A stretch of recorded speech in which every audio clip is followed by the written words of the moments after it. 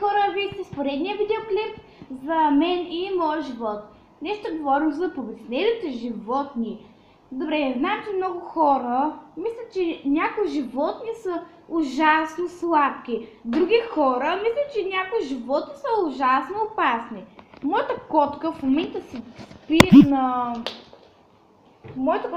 спи на устройството за телевизора и не е много ужасна, а също си сладка. Марко, кажи здрасти. Много се кефя на нея. Получиха за Коледа много сладко. Да. Някои животни, наистина, вижте акулите. Те са ужасно опасни.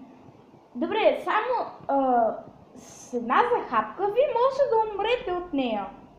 Зависимо каква акула. Тигровата акула. 1000 пъти по-голяма от един човек. А представете си малките. Колко ли ще са големи? Това е моят тигър. Не. Добре, това беше малко опасно за мен. Какво? Дай пет. Не, дай пет. Дай ми пет.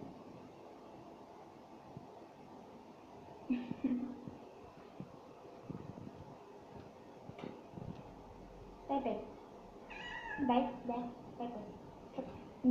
Не, лош.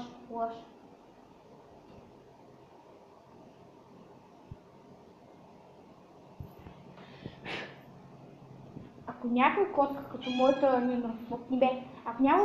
моята нормална вземе да ви нападне, стига безладор и ще ми скъсаш учебника. Не е ли просто прекрасен? Добре, не, махни се. За край. Добре, моля се, разкарай се. Махни се. Защо се смущаваш? Ужасно се моля. Добре, хора, мисля, че няма да се спася много лесно за това. До скоро. И ми пожелайте късмет, защото тази котка мисля, че ще умра скоро време. Ау!